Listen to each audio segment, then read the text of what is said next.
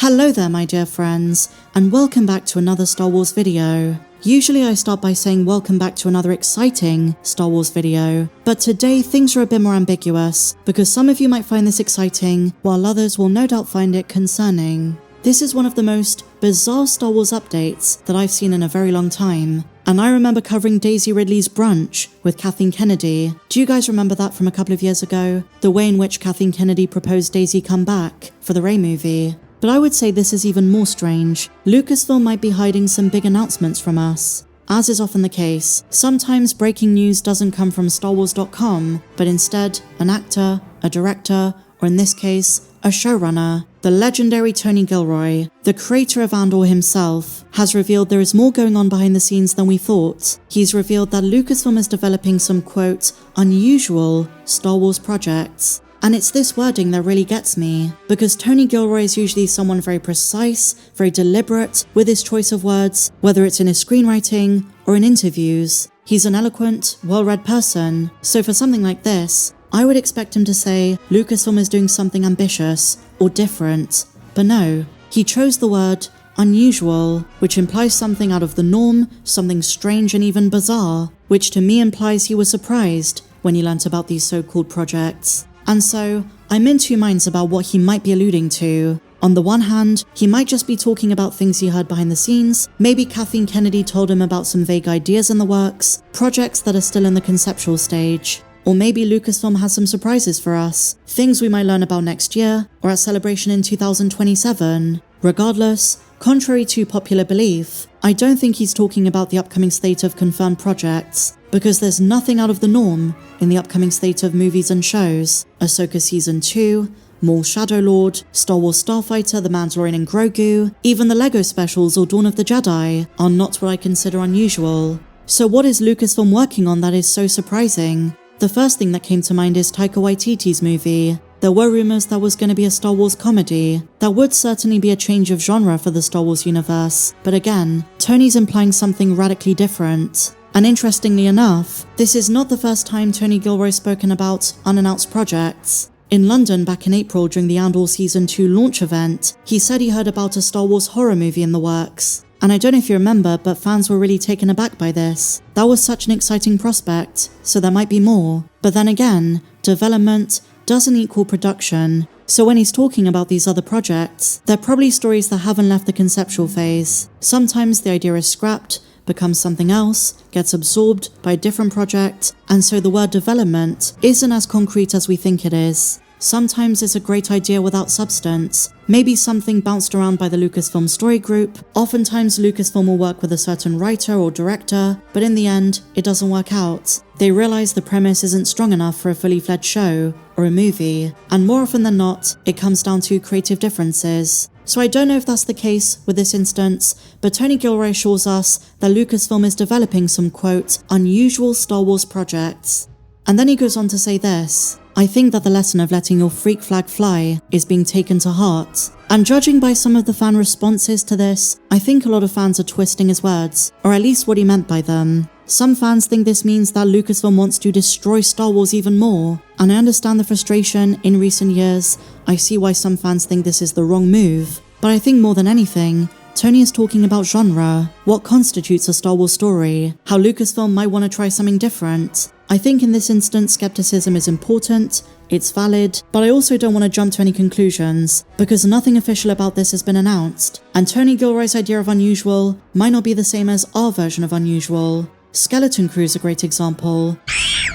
I'll take that as a yes. Skeleton Crew was a fantastic, Amblin-style, Goonies-inspired Star Wars show that certainly had its fair share of weirdness, so I personally wouldn't jump to worst case scenario. I don't think, as some have suggested, that this means we're getting a Lizzo project. There are also some assumptions about this being political, that this statement means that Star Wars wants to, quote, interject more real-life politics. I think that's a bit of a leap. If Tony's talking about the horror project he spoke about a few months ago, then this is a very encouraging update. Todd is totes double plus cute. No, Maya. Are we talking about unusual as in a Star Wars sitcom? That's the kind of unusual that I don't want to see. If we're talking about unusual as in Star Wars Aliens, if you guys remember there was going to be a Jabba the Hutt movie, then that could be a wonderful thing. I guess Tony can reveal anything else, but he has got me interested. I mean, we're taking for granted that Tony Gilroy's talking about something galaxy-changing. He might be talking about something minor. Instead of it being an unusual movie, what if he's talking about an obscure Tales of Anthology show? Because so far we've had pretty standard ones, Tales of the Jedi, Tales of the Empire, and Tales of the Underworld. What if they're working on Tales of the Bounty Hunters, Tales of the Sith, which I can imagine might get a bit creepy and weird, maybe something more focused on the aliens and creatures of the galaxy? This seems far more plausible to me. And this update brings up a question that we see time and again when talking about potential future movies and shows. What is it that Lucasfilm should do? And the reason this is spoken about so much is because it seems like a very popular opinion that Lucasfilm doesn't truly learn from its past mistakes. Even with something like Starfighter, I'm excited for it. It's a new chapter, post-episode 9. If it goes well, I think it can overwrite some of the damage done in episodes 7, 8 and 9, but there are those who say it's going to make it worse. It's just reinforcing those same mistakes. It's like what people said during the run of The Mandalorian. No matter how good it is,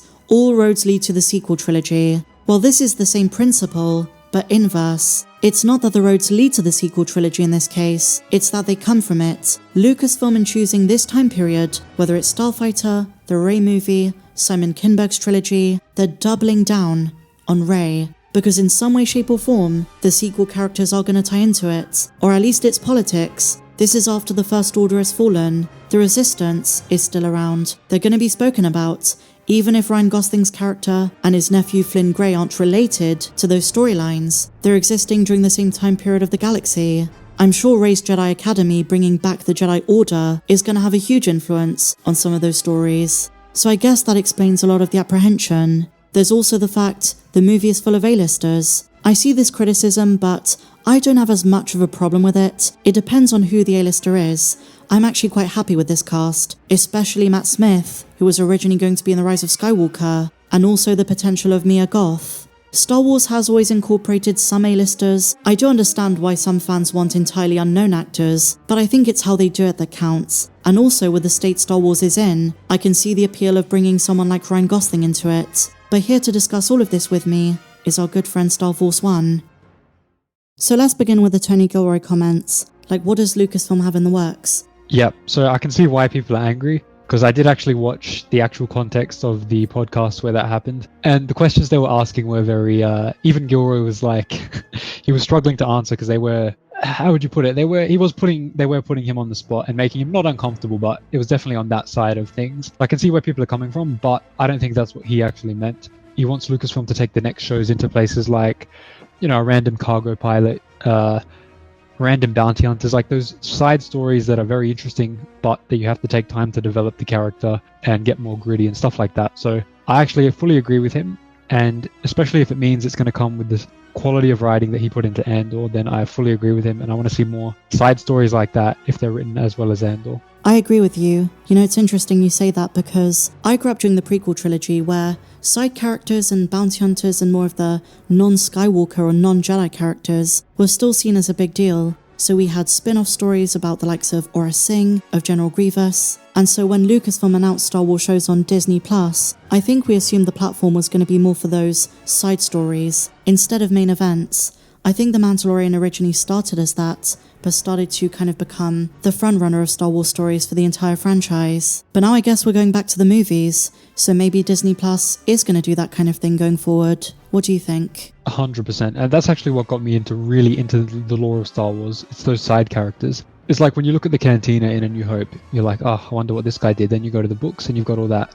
So I think that is one of the things that gets people into the deeper lore and to become a bigger fan. And also, like you said, if they're now going to pivot, if they know that Disney Plus has failed as the premier platform for Star Wars, they should pivot into having the movies be the premieres, and then have Disney Plus as a testing ground for side characters. Just see what works, see what doesn't, keep them low budget, but really write them well.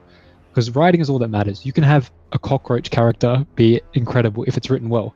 It's all about writing. So I think they can do any character in the galaxy, literally any character, as long as it's written well, taken time to develop, and then maybe later connected to the other characters in the galaxy. So I agree with you fully. I think that's going to be a great direction if they go that way. You've given me a lot to think about, and you mentioned Mos Eisley Cantina. Did you actually read the book, Tales from Mos Eisley Cantina? I haven't read all of it, but I've read some of the stories from it, and they're really cool. It's really good. My favourite is the story about the Tonica sisters, which is actually written by Timothy Zahn. They actually came in the vintage collection Cantina set, if you backed the project. And so with that said, my dear friends, I want to ask you guys, what kind of Star Wars projects do you think Tony Gilroy is talking about? Do you think Star Wars should do something more unusual? Do you think they should try different genres? Or do you think that risk could just bury the brand? I'd love to know your thoughts because I know this is a very contentious issue. Share your thoughts in the comments down below, my dear friends. And if you enjoyed this one, please be sure to give me a big fat thumbs up, subscribe if you're new, check me out on socials, and may the Force be with you, always.